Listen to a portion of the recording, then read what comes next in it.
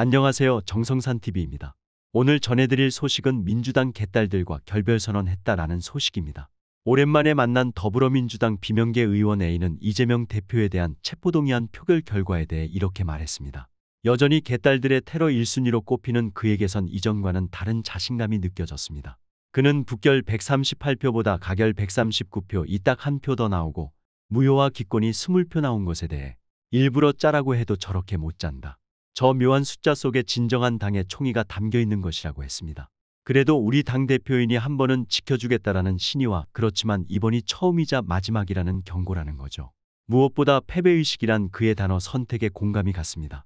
요즘 민주당 의원들을 만나보면 우린 뭘 해도 안 된다. 어차피 우리가 할 수 있는 게 없다라는 분위기가 느껴질 때가 많았습니다. 그동안 알게 모르게 깔린 학습된 무기력이죠. 꼭 야당이라서 그런 건 아닐 겁니다. 여전히 169석이나 가진 원내 일당인걸요. 그런데 이번 표결 결과가 오랜만에 민주당 의원들에게 우리도 바뀔 수 있다 라는 자신감을 줬다는 거죠. 그 내막을 한번 살펴보겠습니다. 독 2된 180석. 민주당 내 학습된 무기력은 2020년 총선 이후부터 비롯됐다고 생각합니다. 여당이었던 민주당은 코로나 시국에도 심지어 조국 사태 속에서도 180석의 압승을 거둡니다. 물론 코로나 재난지원금의 깜짝 효과와 비례 위성정당까지 띄운 꼼수 덕도 컸습니다만 국회에서 180석은 개헌을 제외하고 모든 법안과 예산을 마음대로 할 수 있는 엄청난 숫자입니다. 너무 크게 이겼다. 180석이 결국 독이 될 것이다. 147석 정도가 적당한데 라던 한중진 의원의 말이 그땐 몰랐는데 지금 돌이켜보면 명언이었습니다. 180석을 확보한 당 지도부는 곧장원 보이스부터 강조했습니다.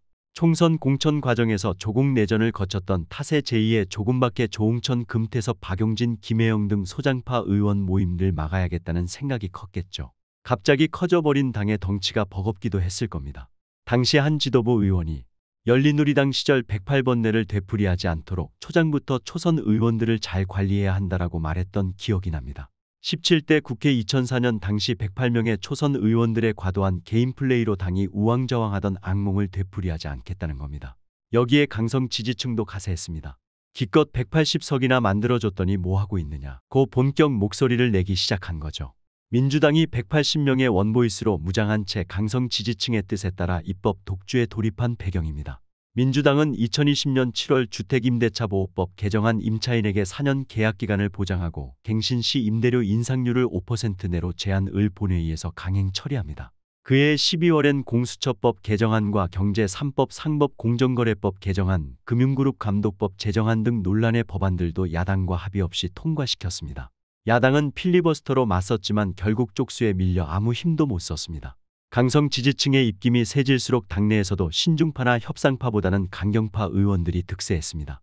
2021년 5월 전당대회에서 초선 김용민 의원이 강성 지지층의 전폭적인 지지 아래 17.73%로 1위에 올라 수석 최고위원이 됐던 것이 대표적입니다. 김용민 의원은 당선 직후 김어준 유튜브에 나가 검찰 개혁을 빨리 끝내겠다라고 약속했죠. 김용민 의원 등이 속한 강경파 초선 의원 모임 철험회가 당 안팎의 주목을 받기 시작한 것도 이 즈음입니다. 김용민 의원 등의 성공 사례에 너도나도 앞다퉈 지지층 입맛에 맞춘 강성 발언들과 강경 법안의 발의를 이어갔습니다. 그리고 그렇게 악순환이 이어졌습니다. 한 보좌진은 법안을 과하게 밀어붙이면 거여의 폭주라고 욕먹고 여론 눈치를 보느라 좀 자제하면 지지층이 난리치고 민주당은 이러지도 저러지도 못하는 딜레마에 빠졌다라고 했습니다. 3년 새 이런 과정을 반복하는 동안 의원들은 어느새 각자가 헌법기관인 것을 망각한 채 군사작전을 치르듯 당의 지시대로 움직였습니다. 선당후사를 위한 쓴소리는 의원총회가 아닌 술자리에서나 터져나왔습니다. 인터뷰 때도 익명을 원하는 의원들이 늘었고요. 개딸과의 결별선언. 대선을 앞두고 이재명과 함께 등판한 개딸과 손잡으면서 민주당은 더욱 민심과 멀어져 갔습니다. 개딸들의 극성맞은 문자폭탄에 지친 의원들은 침묵하기 시작했고 일부 몇몇 용자들을 제외하고는 아예 입을 닫았습니다. 2022년 대선에서 이재명이 0.73%포인트 차로 석패하자 개딸들은 패배의 이유를 당내에서 찾으려 했습니다. 경선 때 이낙연 전 대표를 도왔던 의원들의 사무실로는 수백 통의 팩스테러가 이어졌습니다. 잉크가 빨리 닳도록 검은색 바탕에 A사 용지에 흰색으로 죽어라는 등의 메시지를 적었다죠. 친문제인 좌장 홍영표 의원은 지방선거 패배 후 이재명 책임론을 말했다가 지역 사무실이 치매 아니냐 등 막말 문구가 적힌 3m짜리 대형 대자보로 도배되는 일도 겪었습니다. 이재명 사법 리스크를 거치면서 개딸들의 폭력성은 최고조에 이르렀고 당내 불만도 점점 쌓여갔던 것 같습니다.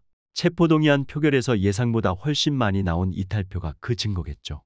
비명계 의원들은 그걸 보고 나도 더는 침묵하지 않겠다라는 생각을 한 동료들이 많았을 것이라 믿는다라고 말합니다.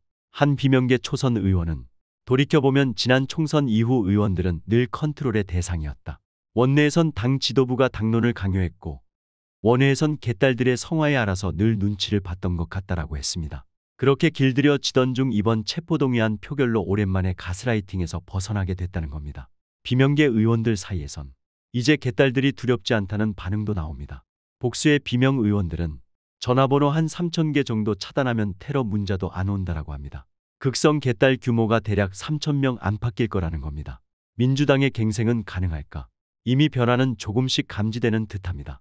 민주당은 지난 6일 각 시도당과 지역위원회에 윤석열 정권 치욕적 강제동원 셀프 배상 이완용의 부활인가? 국민능멸 굴욕외교, 친일본색 매국정권이라고 적힌 현수막 시안 3종을 전달했습니다.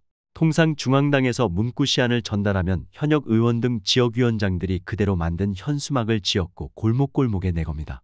그런데 이번엔 일부 의원들 사이에서 이완용은 너무나 같다 라는 자정의 목소리가 나왔습니다.